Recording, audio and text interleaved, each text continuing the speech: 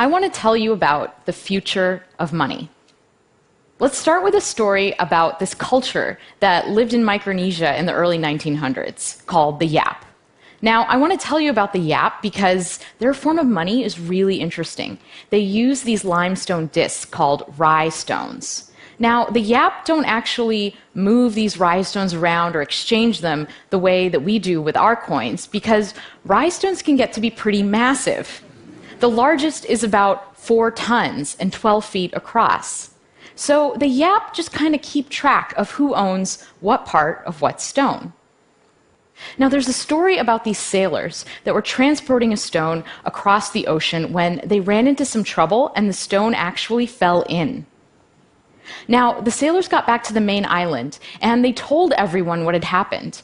And everyone decided that actually, yes, the sailors had the stone and why not? It still counted, even though it was at the bottom of the ocean. It was still part of the Yap economy.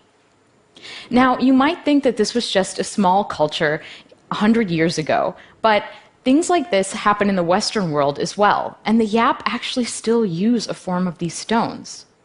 In 1932, the Bank of France asked the United States to convert their holdings from dollars into gold. But it was too inconvenient to actually think about shipping all of that gold over to Europe. So instead, someone went to where that gold is being stored, and they just labeled it as belonging to France now.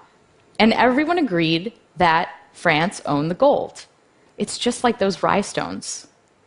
The point I want to make with these two examples is that there's nothing inherently valuable about a dollar or a stone or a coin. The only reason that these things have any value is because we've all decided that they should. And because we've decided that, they do. Money is about the exchanges and the transactions that we have with each other. Money isn't anything objective. It's about a collective story that we tell each other about value, a collective fiction. And that's a really powerful concept. In the past 2 decades, we've begun to use digital money. So I get paid via direct deposit, I pay my rent via bank transfer, I pay my taxes online, and every month a small amount of money is deducted from my paycheck and invested in mutual funds in my retirement account. All of these interactions are literally just changing ones and zeros on computers.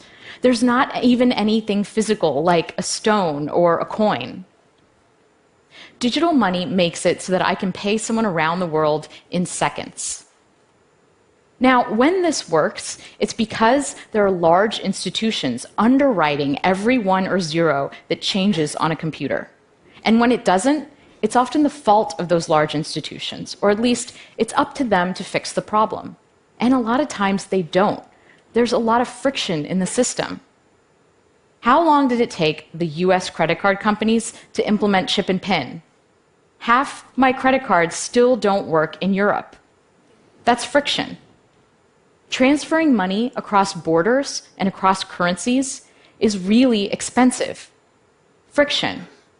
An entrepreneur in India can set up an online business in minutes, but it's hard for her to get loans and to get paid. Friction.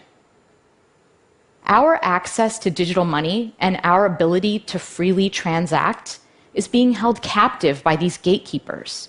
And there's a lot of impediments in the system slowing things down. That's because digital money isn't really mine, it's entries in databases that belong to my bank, my credit card company, or my investment firm. And these companies have the right to say no. If I'm a PayPal merchant and PayPal wrongly flags me for fraud, that's it. My account gets frozen and I can't get paid. These institutions are standing in the way of innovation. How many of you use Facebook Photos, Google Photos, Instagram? My photos are everywhere. They are on my phone, they're on my laptop, they're on my old phone, they're in Dropbox, they're on all these different websites and services. And most of these services don't work together. They don't interoperate. And as a result, my photo library is a mess. Now, the same thing happens when institutions control the money supply. A lot of these services don't interoperate, and as a result, this blocks what we can do with payment, and it makes transaction costs go up. So far, we've been through two phases of money. In an analog world, we had to deal with these physical objects, and money moved at a certain speed, the speed of humans. In a digital world, money can reach much farther and is much faster, but we're at the mercy of these gatekeeper institutions. Money only moves at the speed of banks. We're about to enter a new phase of money. The future of money is programmable. When we combine software and currency, money becomes more than just a static unit of value, and we don't have to rely on institutions for security. In a programmable world, we remove humans and institutions from the loop. And when this happens, we won't even feel like we're transacting anymore. Money will be directed by software, and it will just safely and securely flow. Cryptocurrencies are the first step of this evolution. Cryptocurrencies are digital money that isn't run by any government or any bank. It's money designed to work in a world without intermediaries. Bitcoin is the most ubiquitous cryptocurrency, but there are hundreds of them. There's Ethereum, Litecoin, Stellar, Dogecoin, and those are just a few of the more popular ones. And these things are real money. The sushi restaurant down my street takes Bitcoin. I have an app on my phone that I can use to buy sashimi. But it's not just for small transactions. In March, there was a transaction that moved around 100,000 Bitcoins. That's the equivalent of 40 million US dollars. Cryptocurrencies are based on a special field of mathematics called cryptography. Cryptography is the study of how to secure communication, and it's about two really important things: masking information so it can be hidden in plain sight, and verifying a piece of information's source.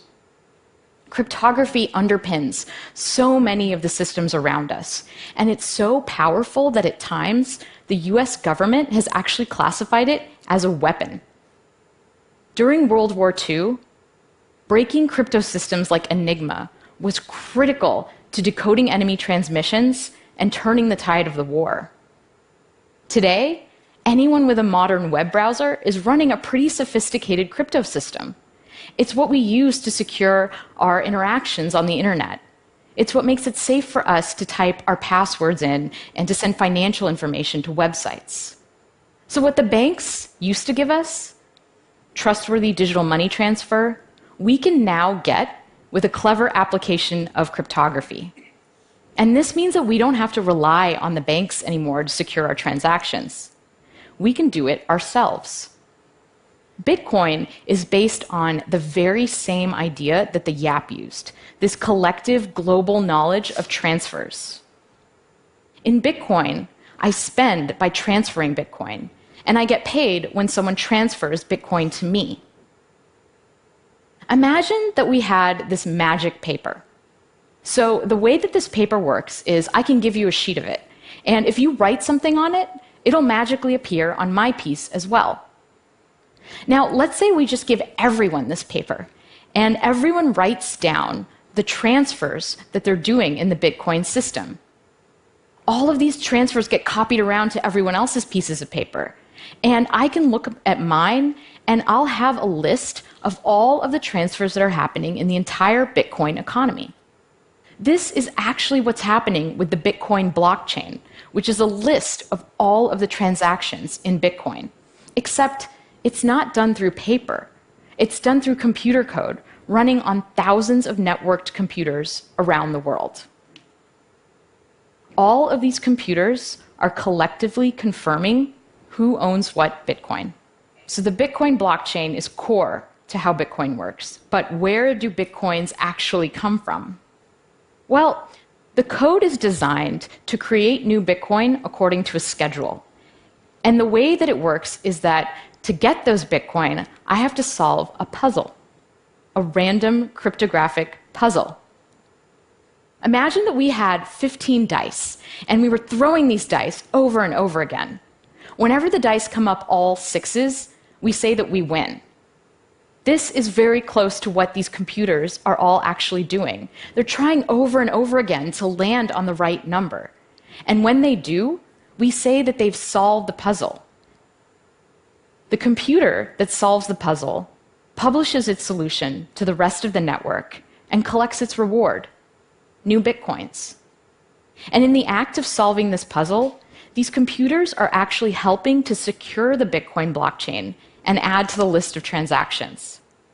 Now, there are actually people all over the world running this software, and we call them Bitcoin miners.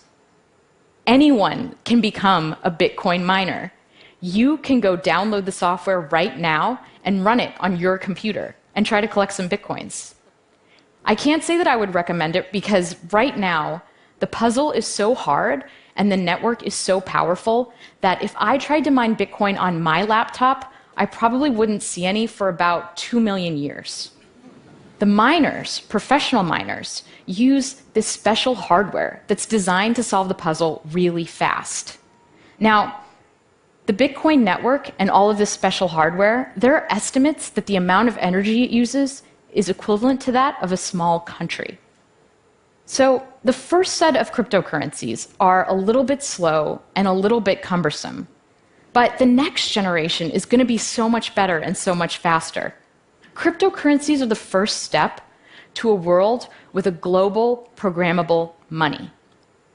And in a world with programmable money, I can pay anyone else securely without having to sign up or ask permission or do a conversion or worry about my money getting stuck.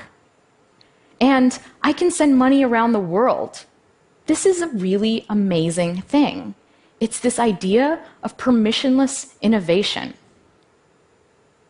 The internet caused an explosion of innovation because it was built upon an open architecture.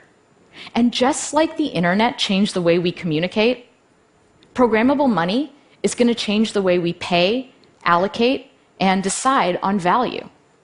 So what kind of world does programmable money create? Well, imagine a world where I can rent out my healthcare data to a pharmaceutical company. They can run large-scale data analysis and provide me with a cryptographic proof that shows that they're only using my data in a way that we agreed, and they can pay me for what they find out. Instead of signing up for streaming services and getting a cable bill, what if my television analyzed my watching habits and recommended well-priced content that fit within my budget that I would enjoy? Imagine an internet without ads, because instead of paying with our attention when we view content, we just pay. Interestingly, things like micropayments are actually going to change the way security works in our world.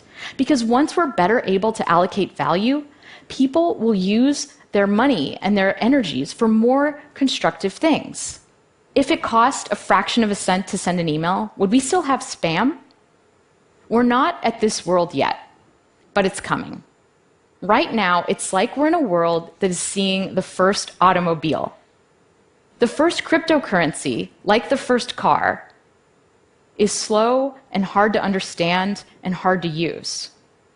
Digital money, like the horse and carriage, works pretty well, and the whole world economy is built on it. If you were the first person on your block to get a car with an internal combustion engine, your neighbors would probably think you were crazy. Why would you want this large, clunky machine that breaks down all the time, that lights on fire, and is still slower than a horse? But we all know how that story turns out. We're entering a new era of programmable money, and it's very exciting, but it's also a little bit scary. Cryptocurrencies can be used for legal transactions, just like cash is used for crime in the world today. When all of our transactions are online, what does that mean for surveillance? Who can see what we do? Who's advantaged in this new world and who isn't? Will I have to start to pay for things that I didn't have to pay for before?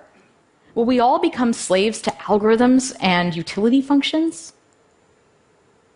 all new technology comes with trade-offs.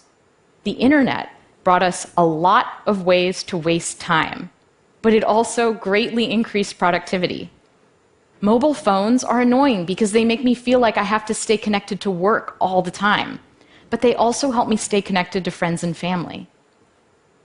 The new sharing economy is going to eliminate some jobs, but it's also going to create new flexible forms of employment. With programmable money, we decouple the need for large, trusted institutions from the architecture of the network. And this pushes innovation in money out to the edges where it belongs. Programmable money democratizes money. And because of this, things are going to change and unfold in ways that we can't even predict. Thank you.